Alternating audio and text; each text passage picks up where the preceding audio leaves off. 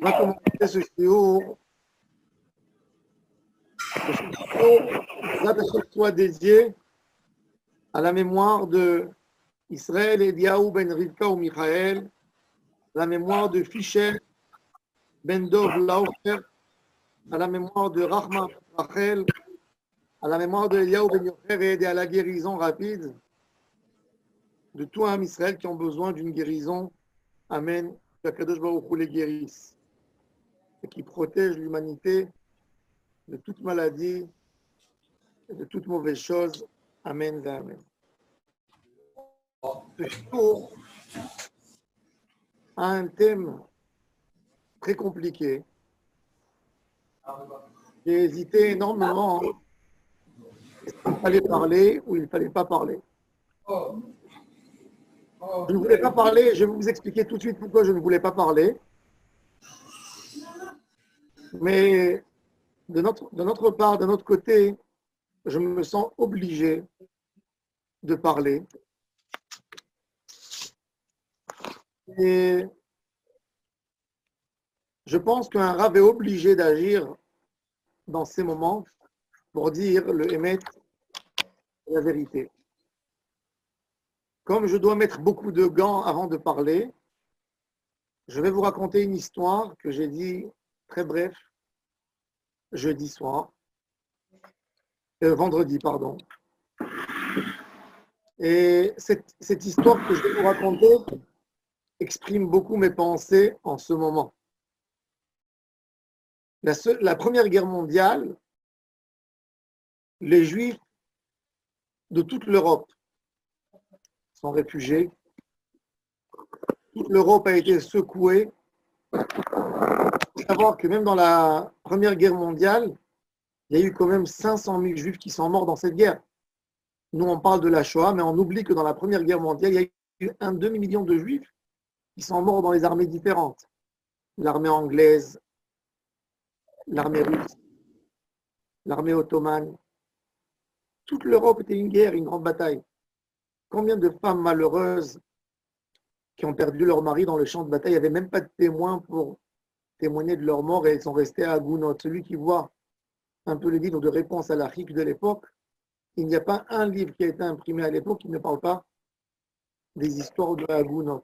C'était une époque terrible, terrible. Et à Vienne, dans les rues de Vienne, il y avait 500 000 réfugiés juifs. 500 000, un nombre incompréhensible. Vienne, il n'y avait pas de guerre à côté, dans cet endroit. Donc les Juifs de la Pologne, de la Galicie, etc., tout le monde montait vers les endroits qui étaient moins impliqués dans la guerre. L'Autriche était moins impliquée dans la guerre, c'était l'Allemagne. Donc ils sont tous venus sur Vienne, ils sont venus en République tchèque, ils sont partis à Prague.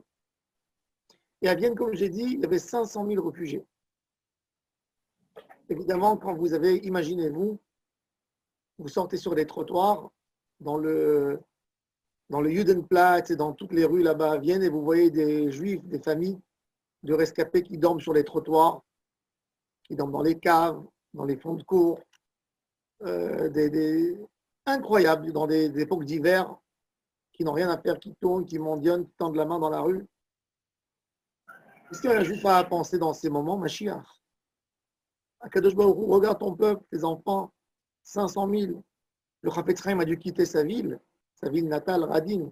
Pendant des années, il tournait, il était à Varsovie sur ses valises, il est arrivé à Vienne, il bougeait d'un endroit à l'autre. Quand l'armée russe, elle attaquait les Allemands, il y avait des villages en Pologne, puis un jour ils étaient allemands, le lendemain ils se levaient, ils étaient russes, etc., etc. Évidemment que tout le monde parlait de Mashiach. Il y avait un grand rabbi à Vienne qui s'appelait le rabbi de Tchortkov. Rabbi David de Tchortkov, c'était le petit-fils de Rabbi Israël de Rougine. Rosh Hashanah, tous les chassidim, des milliers de chassidim, tout le monde, vont faire la tefila avec le vénère Rabbi de Tchortkov. Le Rabbi de Tchortkov qui demande le silence avant Baruch. Il monte avec son talit et en pleurant, il crie à voix haute devant tout le monde. Je jure sur le nom de Dieu que Mashiach ne viendra pas toute cette année. Il n'y a pas de Mashiach cette année. Le lendemain, il rentre dans sa chambre et il s'enferme, il ne sort pas en public, il ne reçoit personne chez lui pendant 1 an. Mashiach n'est pas venu, mais tout le monde était très triste. Et à la fin de l'année, quand il est ressorti de nouveau, les chassidim lui ont dit, Rabbi, qu'est-ce que tu as fait? Il leur a dit, j'ai préféré perdre mon olam haba, pas que 1 million de juifs le perdent en perdant la foi. Je vois aujourd'hui dans tous les SMS que je reçois chaque jour, et je pense que ce n'est pas moi le seul, tout le monde reçoit des SMS, des WhatsApp. Il y a une telle Gimatria, Mashiach est là. Il y a une autre Gimatria, Mashiach doit arriver demain. Il y a une autre Gimatria, les gens deviennent Bekim, du Zohar, des manuscrits du Harizal, même s'ils ne savent pas lire Rashi, mais ils savent déjà ce que le Hari Akadosh a dit. Et ça va dans tous les sens. Il y a un vrai problème dans ça. Et je vous dis avec toute sincérité, moi comme rabbin, vous allez me dire de quoi je me mêle. Tu vois les gens qui se réveillent, qui font tes chouvas, toi tu veux les casser, toi tu vas dire calmez-vous, laisse. Il y a quelqu'un qui a peur, qui se dit ma chère doit arriver, il commence à mettre les tefilines. Qui je suis moi pour lui dire arrête, non, non, calme-toi. J'ai pas dit que ma chère va pas venir, hein. Attention, chas shalom. Mais, et c'est exactement ça, c'est cette idée que toutes les années, chaque fois quand il y avait des histoires, les rabbinim se taisaient. Ils voyaient le public, beaucoup de gens qui faisaient teshuva, qui se rapprochaient. Ils se taisaient, ils préféraient se taire. Qui je suis moi pour lui casser cette teshuva? Qui je suis moi pour l'empêcher à faire teshuva? Suite à ces histoires, on a eu des faux messies qui sont dévoilés et qui ont détruit un Israël. Le plus dangereux de tous était Sabtai Tzvi. Sabtai Tzvi,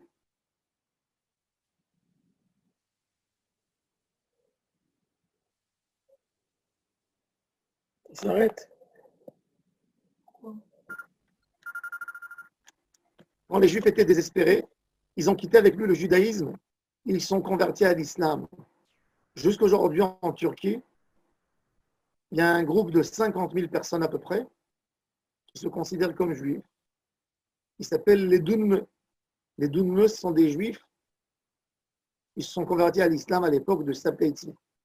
J'avais rencontré il y a 15 ans, un peu plus que ça, le maire de Izmir, qui est une ville de 5 millions de personnes, faisait partie de ces Dounme. Il nous a aidé à l'époque à arranger le cimetière où est enterré Rabbi Chaim Palachi. Une histoire. On est parti comme ça, 2 jeunes juifs. On a tapé dans les bureaux et il nous a reçus comme des rois. Il pleurait, il nous a dit vous êtes mes frères. Bon, bref, une longue histoire en occasion. Et ces juifs sont convertis à l'islam. Aujourd'hui, bon, il paraît que même Atatürk, le fondateur de l'Empire ottoman, venait de ces familles, de ces croyants juifs à Salonique. Ils avaient tous des quartiers à côté des quartiers juifs. Mais ça a fait des désastres. En Pologne, à l'époque de Sabtai Tzvi, il y a 100 000 juifs en Pologne qui ont vendu leur maison et qui sortaient avec des sacs sur leur dos, qui allaient pour aller arriver en Eretz Israël pour le Mashiach. Évidemment, quand il s'est converti au christianisme, à l'islam, ces juifs se sont éparpillés. Il y a beaucoup qui ont perdu leur foi, leur émouna. Après l'histoire de Sabtai Tzvi, il y a eu en Pologne le mouvement franquiste. C'était des élèves de Sabtai Tzvi qui essayaient de propager à tout prix, de dire qu'il existe, comme Jésus va se lever. Ceux-là ont trouvé un but de s'assimiler dans l'égoïme pour arriver au pouvoir et redonner la force au Messie. Ils se sont mariés avec des goyotes. Le Baal Shem Tov Akadosh, celui qui lit chiffré Baal Shem Tov, il va voir combien des histoires il avait avec Yaakov Frank et ses élèves. Des histoires. Le premier faux Messie qu'on a eu était Jésus. Jésus était un juif. Un juif à l'époque de Rome. Rome qui a pris la Judée. La Judée n'était pas encore conquise, mais elle était soumise. Elle était soumise à Rome, comme aujourd'hui, nous sommes soumis aux États-Unis. Mais à l'époque, c'était une soumission un peu plus importante. Et le peuple ne pouvait pas supporter. Jésus était un homme intelligent. Il a compris que c'était une occasion de réveiller tout le monde. Et pourquoi pas être lui, quelqu'un avec un peu d'imagination, beaucoup d'enthousiasme et de charisme. Et il a décidé d'annoncer à tout le monde que c'est lui qui allait les aider de sortir du problème, de faire le tikkun du monde, le tikkun en larmes. Et beaucoup de gens l'ont suivi. Le christianisme sont bercés dans le judaïsme. Le mouvement christianisme est né que 200 ans après Jésus. À l'époque de Jésus, c'était tous des bons juifs qui faisaient Torah et mitzvot. Après, il a dit qu'il était fils de Dieu. Après, ils se sont trompés et il s'est associé à Dieu. Il a fait le système de la Trinité. Et il a été Messie ou Mediach et Israël. Il a amené à Israël à faire toutes les avérotes possibles. Ça, c'était Jésus le premier. Il faut savoir que même Sabbatai Tzvi, il y a des élèves à lui qui ont raconté après, quand il s'est converti à l'islam, ils ont dit que l'idée de Sabbatai Tzvi était très simple. Il a dit, si je me déclare Mashiach, même si ce n'est pas vrai, mais du fait que je me déclare et j'ai des capacités de faire des miracles, parce que je maîtrise la Kabbalah et les noms, Kabbalah m'a ainsi de la maîtrise à 100% et je peux faire des miracles, et je vais faire Teshuvah à tellement de juifs, ben grâce à ça, Kadosh Baruch Hu va me choisir Mashiach. Comme que le Rambam écrit à la fin de son livre Yad HaChazaka, c'est qui Mashiach? Celui qui va faire Teshuvah à Israël. Il va forcer à Israël de suivre le chemin de la Torah, des mitzvot. Donc il était convaincu qu'il pouvait amener une Géoula à Israël par le fait que tout le monde va y croire en lui. Et on a eu des malheurs.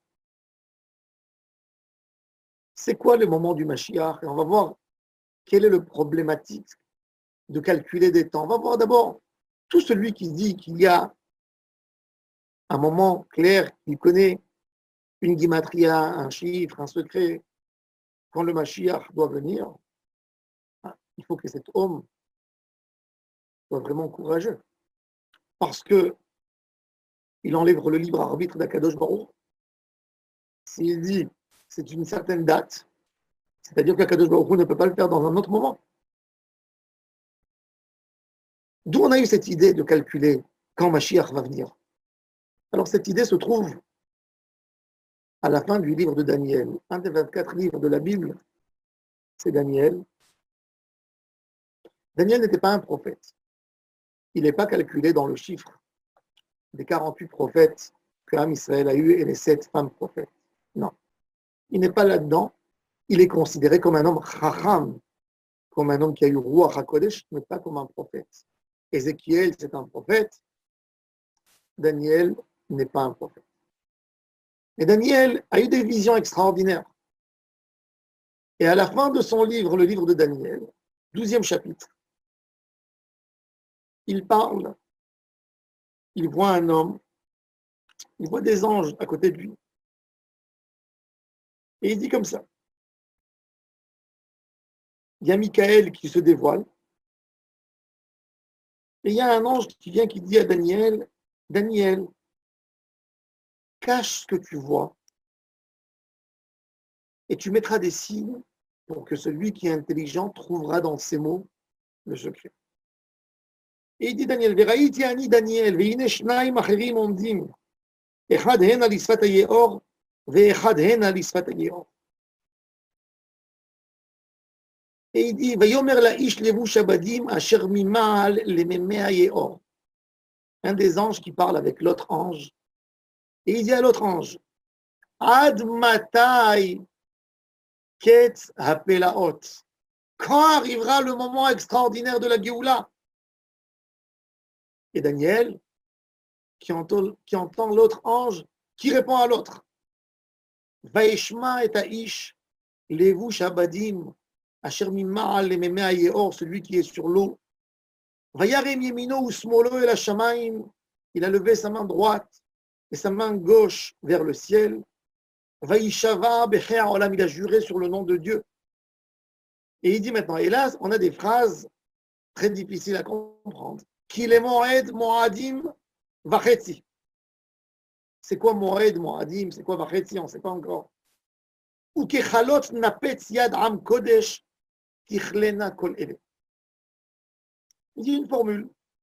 Il dit quand arrivera ça et ça, tous ces malheurs se finiront.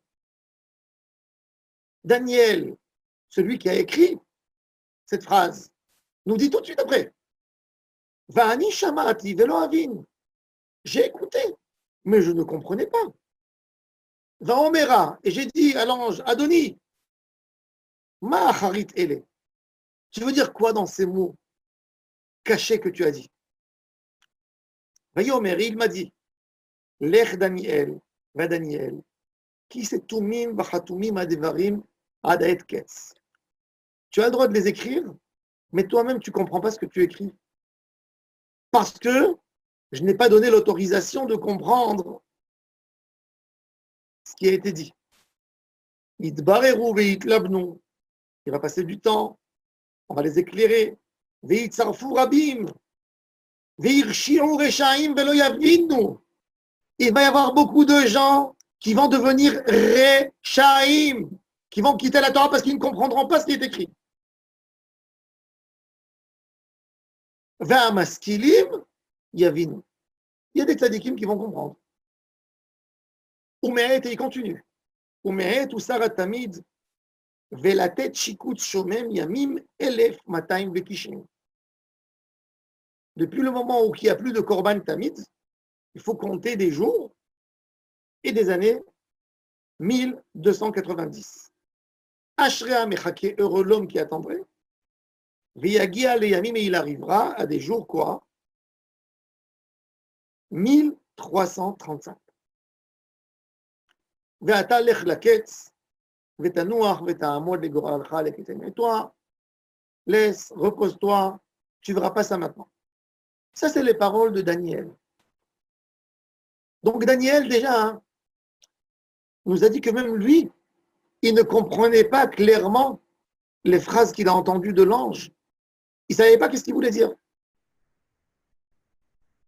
Les commentateurs de Daniel et des tzadikim dans toutes les générations ont essayé de chercher le compte de ce qui allait se passer exactement. Ils ne savaient pas. On a Rashi, par exemple. Alors je vous dis ce que Rashi a dit. Rashi, il nous dit comme ça.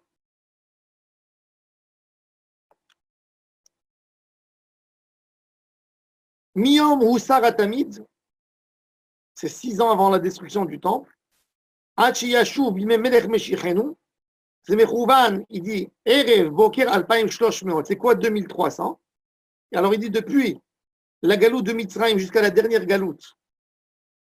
Alors, Galout Mitzrayim, on était 210 ans en Égypte. Ensuite, depuis la sortie d'Égypte jusqu'à la construction du premier temple, 480. Avec la construction du temple, c'est encore 410. Galout Bavel, encore 70. Baït Sheni, encore 420. Ça nous fait 1590. Le Korban Atamid, on l'a enlevé 6 ans avant la destruction du temple. Donc, depuis la sortie d'Égypte jusqu'au moment où on n'a plus de Korban Tamid, on a 1584. Si tu le rajoutes ce qui a été écrit dans le texte, 1290, ça nous fait 2874, comme le chiffre Erev Boker, dans le petit chiffre. Avec Alafim Gimel Meot, on a 2874. Et on lui ajoute Ashrea Mechake, combien il faut attendre? encore 45 ans avec le chiffre, ça nous fait 2919. C'est quoi les 2919? C'était en année 1358, à peu près 200 ans après le décès de Rachi. Rachi a dit que c'était la dernière date. La dernière date. Ça, c'était le conte de Rachi. Il y a eu beaucoup d'autres contes. Il y a eu des contes que le Rambam nous a dévoilés. Il y a eu un conte très intéressant que Malbim a donné et que beaucoup l'ont suivi, le conte du Malbim. Le Malbim a donné de 3 manières différentes, il a essayé d'expliquer les étapes de la Géoula. Il a expliqué qu'en fait, le premier moment de la Géoula, c'est l'année Tafresh Kafret, 1863. Parce qu'il dit Eden ve'edanin ou Peleg Eden. Il fait un compte que chaque mois, c'est 400, comme la Galoute Mitzrayim. En fait, il fait 3 mois Adim, c'est 1200. Khatsi, c'est 600. Ça nous fait 1800 depuis la destruction du temple. Si on calcule 1800 depuis la destruction du temple, le temple a été détruit en l'année 68. Il y a une version qui dit 69. Donc c'est 1868.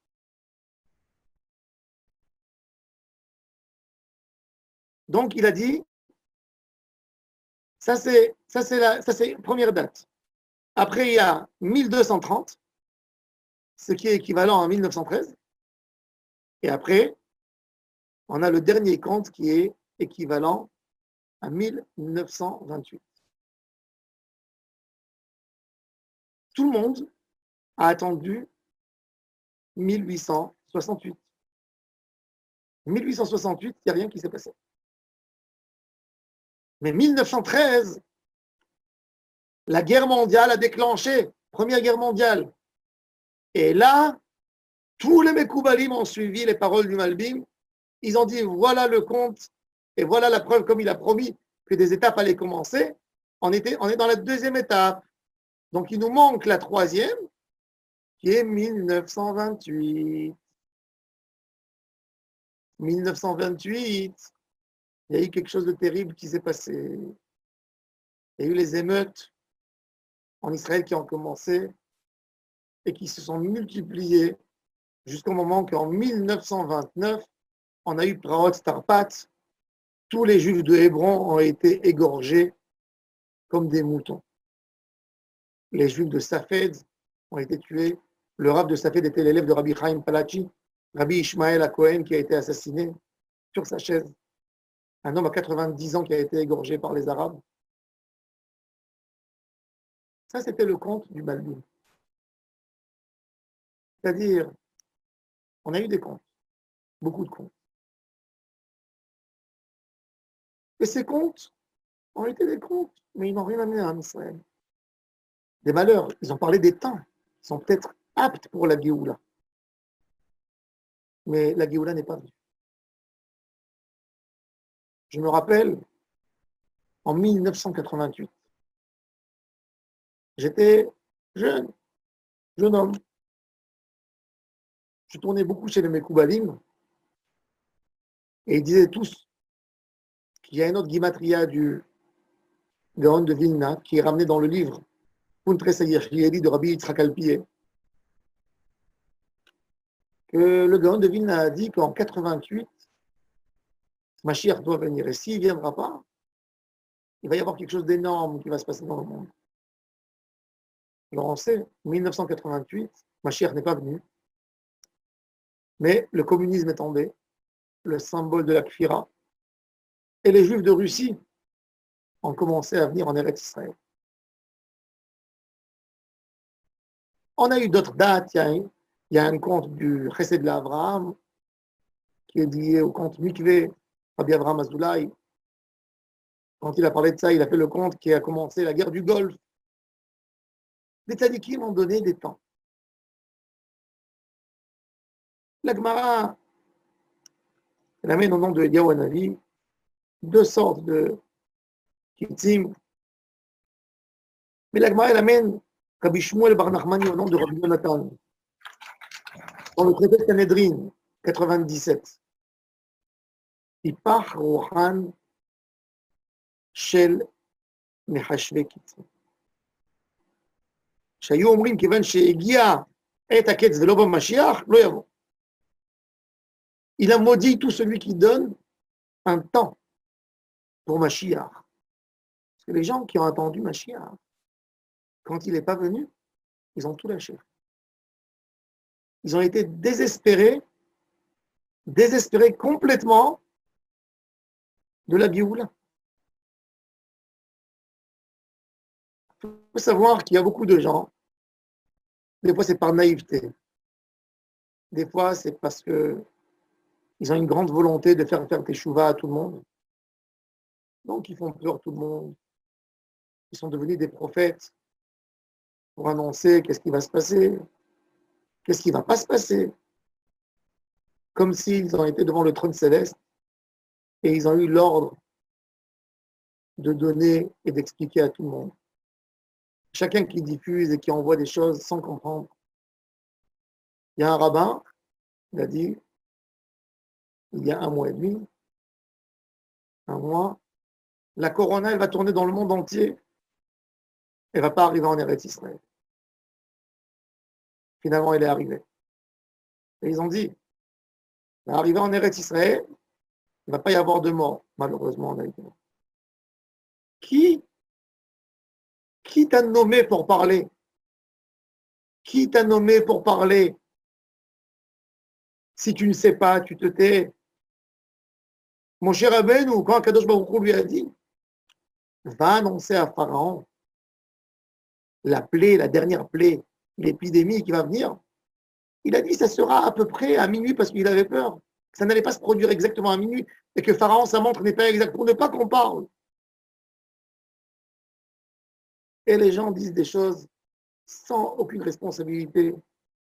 Combien de mensonges? Ils ont envoyé des WhatsApp avec des photos d'un texte du Rachash. C'est aucun texte du Rachash.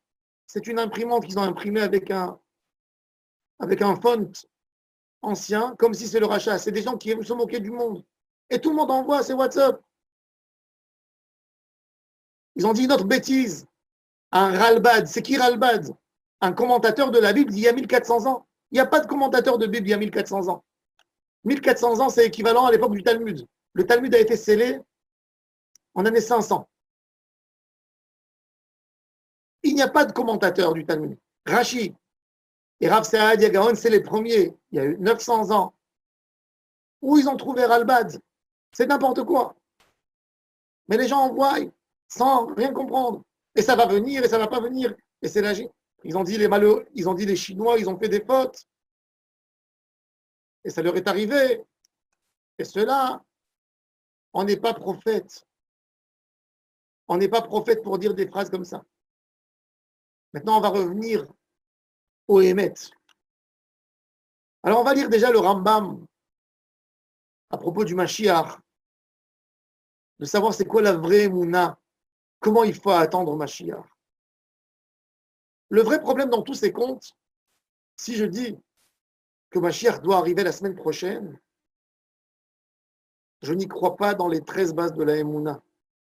Parce que le Mashiach peut venir chaque seconde. Et si je donne un compte, c'est très dangereux. Parce que je dis, il sera dans ce jour et pas là. Et c'est pour ça qu'on n'a pas le droit de donner des comptes. Alors écoutez le Rambam. Le Rambam, c'est la lumière de la Emouna. Rabbi Nachman de Breslev a dit sur le Rambam que quand Mashiach va venir, toutes les halachot seront comme Rambam. Le Rambam, c'est le maître de la Emouna. Partout, quand il parle de Emouna, il éclaircit les choses. Les 13 bases fondamentales de la Emouna, c'est le Rambam, dans son commentaire des Mishnayot, qui nous les a enseignés. Celui qui va voir le commentaire du Rambam sur la Mishnah Sanhedrin, avant le 9e chapitre, qui s'appelle Chelek, Perek Chelek, c'est le chapitre qui parle de la Emouna, de Olam Haba, Mashiach. Le Rambam a une Akdama très longue de Emouna sur ce chapitre. Akdamat à Rambam le Perek Chelek. Là-bas, le Rambam a pris toutes les bases de la Emouna, de la croyance juive, et il les a partagées en 13 bases de la Emouna. Shlosh Esrei Ikarim chez la Emouna, les 13, ça vient de là, de ce commentaire du Rambam sur les Mishnayot, Sanhedrin, Perek Shalom. La croyance du Mashiach, c'est la 12e. La 13e, c'est Triyat HaMetim. Alors la croyance du Mashiach, on va voir, qu'est-ce qu'il nous dit le Rambam? Yemot HaMashiach, Vehu, Lea Amin ou Lea Met, Sheyavo, d'y croire à 100% que Mashiach va venir. Ensuite, deuxième chose dans cette mitzvah de Mashiach. Velo yachshov she'it acher imit ma'amea achakelo. Ne pas penser, ne pas avoir peur, ne pas dire il va s'attarder à un tel moment. Non, peut-être maintenant, il va venir. Je ne sais pas, peut-être demain matin. Mashiach ne vient pas la nuit, la Gemara a dit, pour ne pas déranger les Bnei Israël. Il vient en journée. Demain, il va venir. Je ne lui donne pas de date. Et si je suis à la fin du 6e millénaire, on est en train d'aller à la synagogue, fin du 6e millénaire, on est en train d'aller à la prière de Rosh Hashanah, l'année 6001. Le monde doit exister 6000 ans. On est déjà assis, installés sur nos places à la synagogue. On a chanté à Chot Ketana. Et Mashiach n'est pas venu. Et l'année 6001 est rentrée. Le Rambam te dit Achakelo bechol yom sheyavo, chaque jour. Ça ne dépend pas d'aucun. Velo yasim lo zman. On n'a pas le droit de lui mettre un temps. Velo yaseh lo svarot bamikraot. Tu n'as pas le droit de chercher des significations dans le texte sacré, de trouver Mashiach leotzizman biato. Ve'achachamim omrim. Nos sages disent Tipach rucham shel mechashve kitzim, que meurent, que soient maudits ceux qui cherchent les significations de la fin des temps. Mais shi'amin bo, il faut y croire en lui. Sheyelo yitaron, uma'ala vekavod, al kol hamelachim shehayu me'olam. Ce Mashiach sera plus important que tous les rois qu'on a entendus dans l'histoire du peuple d'Israël, même plus que David Amelech. Ou les Gadlo, il faut l'apprécier, il faudrait l'apprécier parce qu'il sera là et il va nous demander à être des soldats à tout en Israël pour réparer l'humanité. Ou les Itpalel Bishvilo, prier pour lui qu'il réussisse sa mission et qu'il réussisse à faire tout ce que les prophètes ont dit depuis Moshe pour lui. Mishéistapek, bon, tout celui qui a un doute dans cette vraie image du Mashiach. Onitmaet etzloma la ou bien il a essayé de diminuer sa grandeur. Kafar batora sheyada bo betirush. Il manque, il est kofer, il a renié la Torah qui a dit qu'il va venir. Où on a vu dans la Torah, dans les paroles de Bilam, dans les parachats de Nitzavim, Atemayom Kulchem. Toute la fin de Nitzavim, elle parle du Mashiach. Ça, c'est les bases de Biat HaMashiach. Biat HaMashiach, elle n'a pas de temps. La Gemara, elle dit, écoutez bien, Rav, c'est le neveu de Rabbi Yehuda Hanassi, son grand élève. C'est la génération qui est entre les Tanaïm et les Amoraïm. Il est considéré comme Amoraï en même temps comme Tana. Rav, il a le droit, il peut s'opposer même à un Tana du Talmud.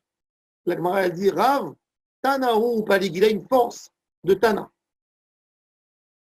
Rav a dit, à son époque, on a fait tous les comptes. Kalou Kolakisim, tous les comptes sont déjà passés.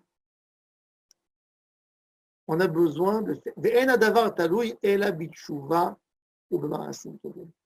Tout dépend que de tes shuvah et de ma'asim tovim. À nous de rapprocher, à nous d'éloigner. Ça dépend de nous. Teshuva. Vous allez me poser la question. Oui, il y a eu beaucoup de générations de tzadikim. Non, mais certainement qu'il y avait des problèmes. Il y avait pas, la shonara, on n'a pas réparé. La haine gratuite. La jalousie l'un de l'autre. Et ça, on a besoin de réparer. Et à part ça, on doit demander miséricorde. Et c'est Akadosh Baruch Hu qui décidera quand est le bon moment pour lui. Il ne faut pas perdre espoir. Pendant 2000 ans, nos parents, nos grands-parents, nos arrière-arrière-grands-parents, allaient prier. Et leurs voisins goy, chrétiens, arabes, leur disaient, mon ami, où tu vas? À la synagogue. Vous souffrez tellement. Ça ne se finit pas votre souffrance, vous avez les yeux tendus vers Jérusalem.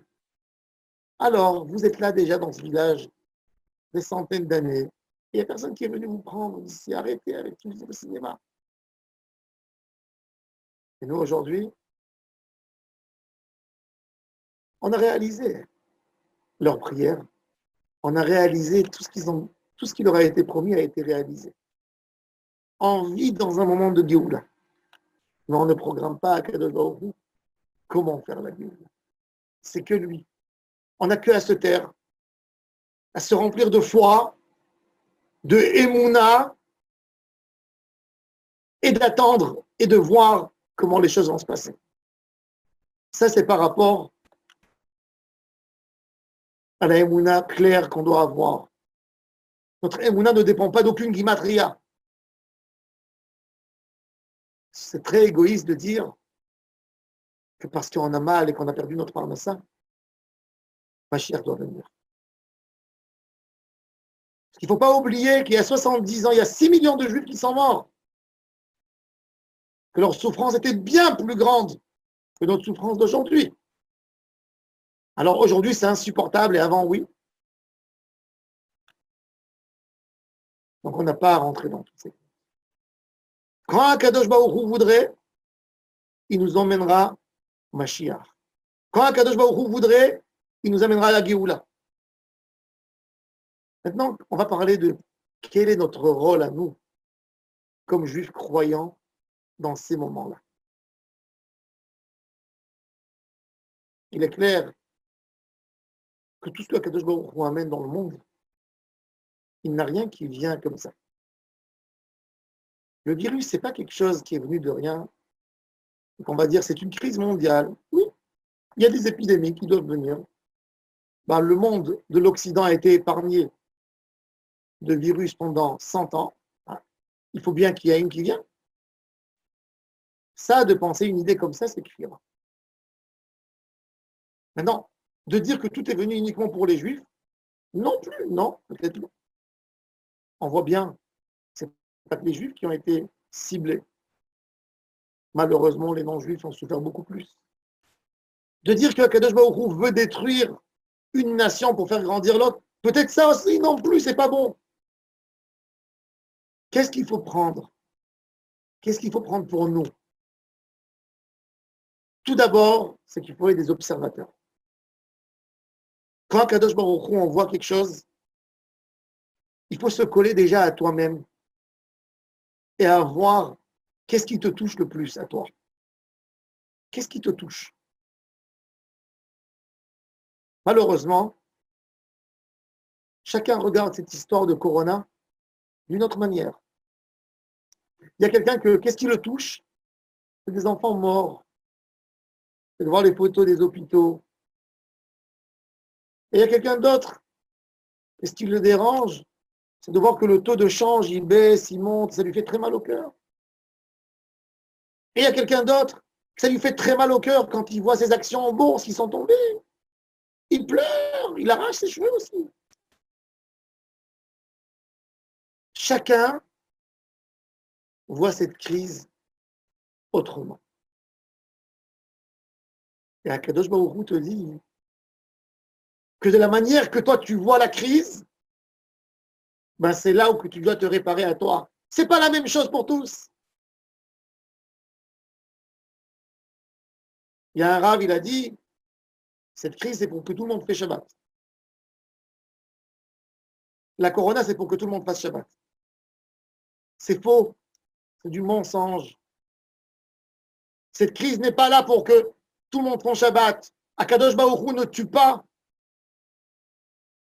13 000 personnes et on ne sait pas combien encore pour qu'on fasse Shabbat. Non. C'est bien de faire Shabbat, oui. C'est très très bien de faire Shabbat. Mais il ne faut pas utiliser la douleur et la peine des autres pour faire peur aux autres. Non. La crise, c'est de se réveiller chacun où il est. Chacun a de quoi apprendre de cette crise pour soi. L'humanité dans le global,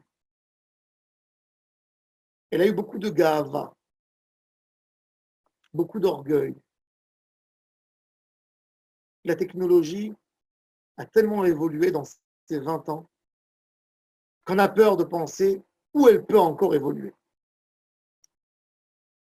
Il y a 20 ans, il y a 15 ans, et il y a 10 ans, on n'aurait pas pu faire ce chiot que je fais maintenant avec Zoom. Vous me voyez, je vous vois, on parle, vous m'écoutez. À l'époque, il fallait prendre des satellites pour faire ce que je suis en train de faire maintenant. Et maintenant, on peut le faire facilement. Le ciel, les pays, il n'y a plus de murailles, il n'y a plus de frontières. L'homme bouge. Un homme peut aller demain habiter en Chine s'il veut. Il peut aller où il veut dans le monde. Et c'est un sens de liberté, globalité. Tout est accessible. L'homme, il a un téléphone dans sa main et il a tout. Les bonnes choses comme les mauvaises choses. Ton téléphone, c'est ton porte-monnaie, ton portefeuille, ton billet d'avion. Tu vas avec au restaurant, tu parles, tu regardes les informations, tu as tout là-dedans. Cet outil qui était tellement là pour nous faire du bien, on était tellement attachés à lui. Cet outil nous montre aussi qu'il peut nous amener énormément de malheur. Essayez de penser où on aurait été avec le corona si on aurait eu des téléphones simples, des téléphones idiots comme ceci. Si on aurait eu des téléphones comme ça, ben, on n'aurait même pas su ce qui se passait en Chine. S'il n'y avait pas Internet où on voyait chacun fait monter des films et on voit tout de suite, on n'aurait pas su. On aurait entendu qu'il y a une fièvre, on ne sait même pas comment la définir. On n'aurait rien su. On n'aurait pas pu transmettre tellement de personnes des choses. La grande panique qui se passe, le malheur de cette maladie, c'est la panique qu'il y a autour, qui est comme une boule de neige qu'on ne peut plus arrêter. Et c'est peut-être ça. C'est un moment de purification, de mettre, comme on dit, les points sur les i. Qu'est-ce qui est important? Qu'est-ce qui est moins important? Le téléphone, c'est un outil pour nous servir. Ce n'est pas à nous de servir le téléphone. Aristote a dit, l'homme mange pour vivre, il ne vit pas pour manger. Aujourd'hui, on a une notion qu'on devient des serviteurs d'un matérialisme. Un matérialisme, il n'y a aucune profondeur. Il n'y a aucune profondeur. Il n'y a plus de savoir. Il n'y a plus un vrai savoir acquis.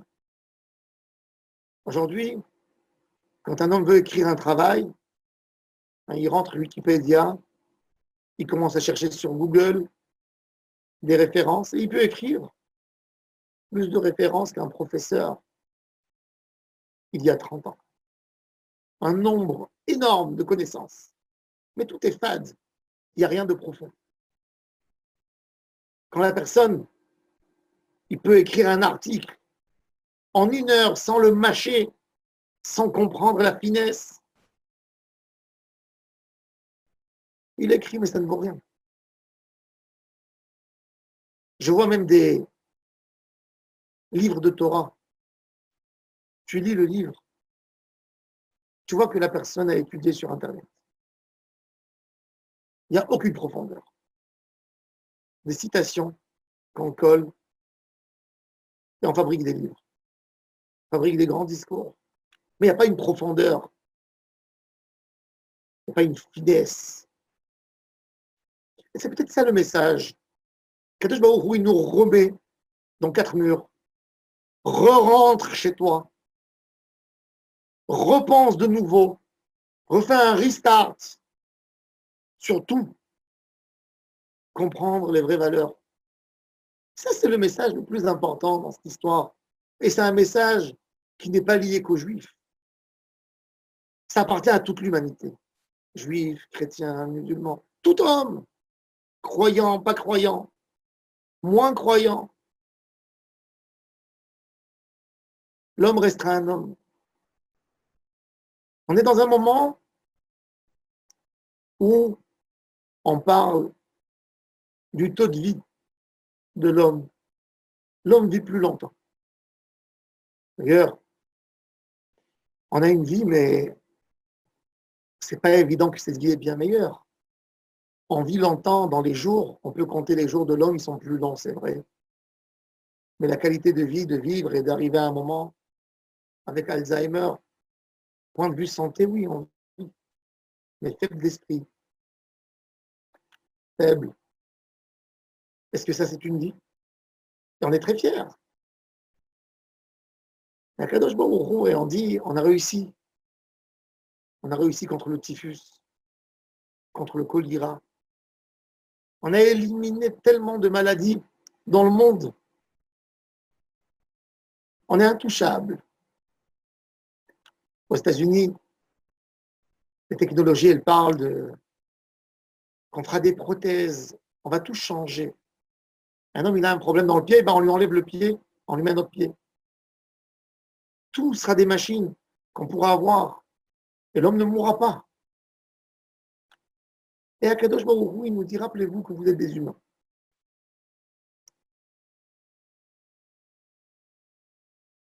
Comme dit David Ameller dans Teilim. Dans ces jours-ci, il n'y a pas mieux que de lire Teilim. David Ameller nous parle d'un homme qui se pense très fort, très costaud, très puissant. Et il nous parle d'un petit problème qui lui vient. Bayomahu, Avdou, Eshtonotav. Il a perdu la tête.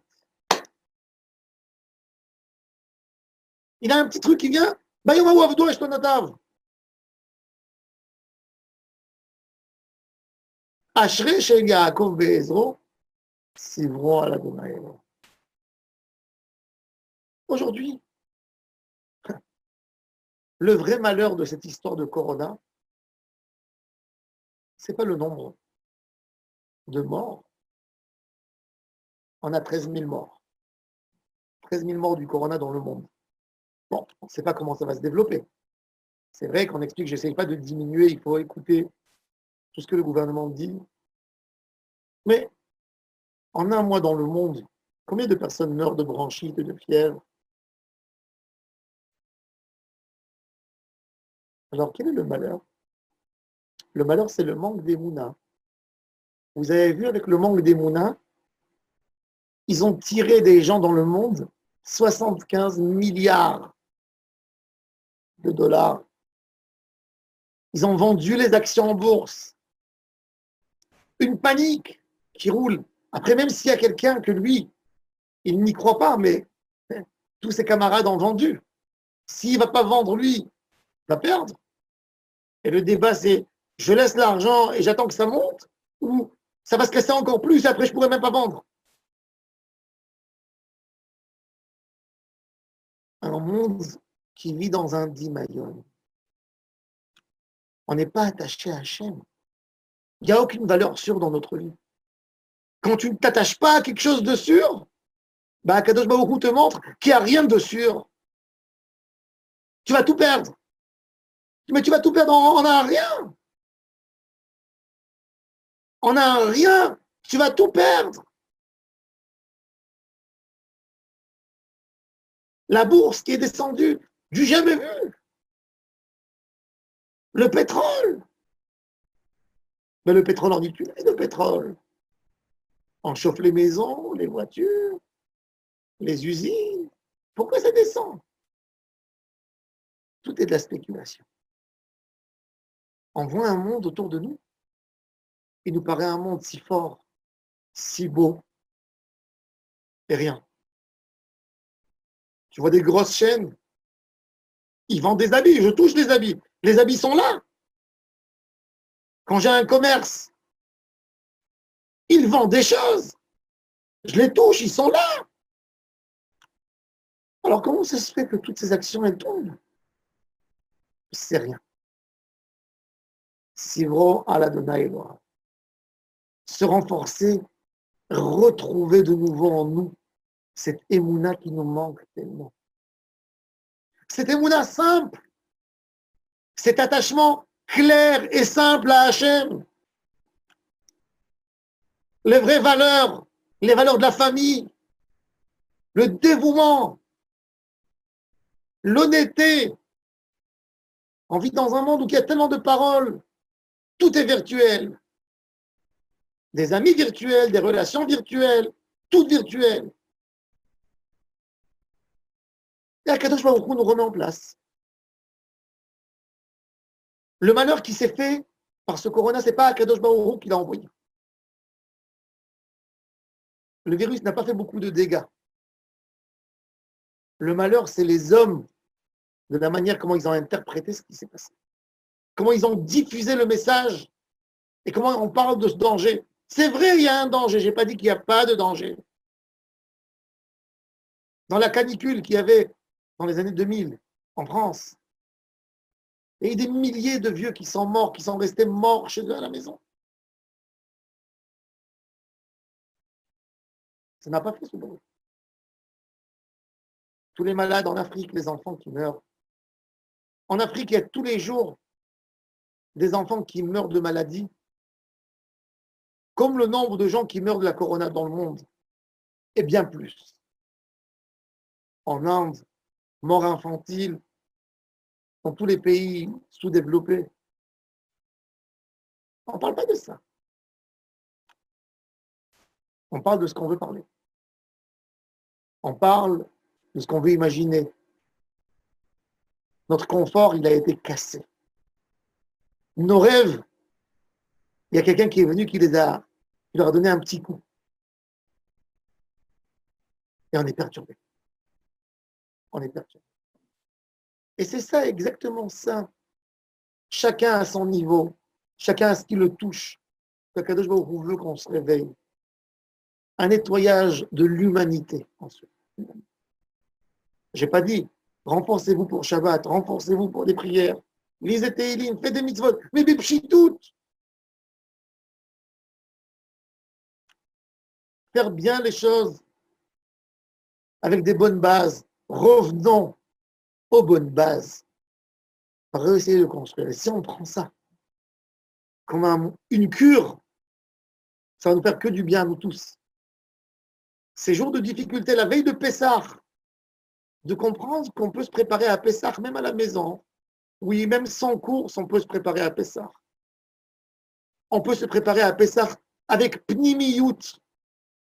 On n'a pas besoin d'avoir un nouveau costume pour se préparer pour Pessah. On peut prendre un livre et étudier pour se préparer pour Pessah.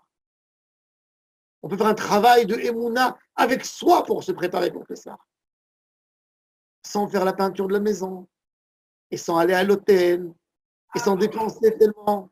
Ah ouais, vous avez plus de journée à cause de toi. Ah ouais, c'est bête. Ça, c'est la préparation. Ça, c'est le aimer. Parce que Kadosh Baruch Hu veut de nous. Alors que Hachem nous aide pour en prendre la pnimiyut. On est dans la maison, dans le pnim. On est rentré. Parce que Kadosh Baruch Hu, il veut qu'on prenne un peu de pnimiyut. Hachem nous aide. Il nous enlève tous ces malheurs et toutes ces maladies.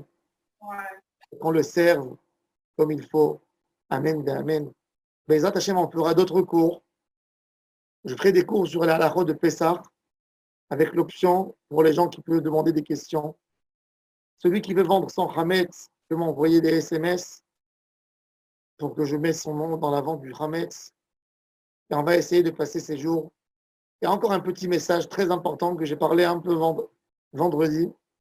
Soyez patient avec votre entourage à la maison. Soyez patient ces jours-ci avec votre femme, vos enfants. Eux aussi, ils passent le même stress que vous. On est tous dans une maison sans pouvoir sortir. Chacun a envie de se lâcher, de s'exprimer. Et il a le droit de s'exprimer. Et il a le droit de parler. Pas être coléreux ces jours-ci. Passer l'épreuve comme il se doit. Akadosh Baruch Hu nous regarde en haut et regarde comment on est en train de traverser. Comment on prend les choses. Alors qu'on les passe d'une meilleure manière. Et quand on fait un nisayon, quand on tient le nisayon, l'épreuve, nisayon, ça vient du mot nes, de la racine nes. Nes, c'est quelque chose de haut. On évolue, on monte. Hachem nous aide. Merci à tous et à toutes d'étudier la Torah, de venir nous encourager. Chacun encourage l'autre. Venizke le geoula shlema, bekarov, bimera, beyamenu. Amen, amen. Amen. Rav, Oui, c'est possible de dédier le shiur à la refoua shelema de Eliaou ben Rachamim, le frère de Shlomo Levi. שיהיה רפואה שלמה לאליהו בן רחמים, אל נא רפנה לו, אל נא רפנה לו, אמן ואמן. Amen.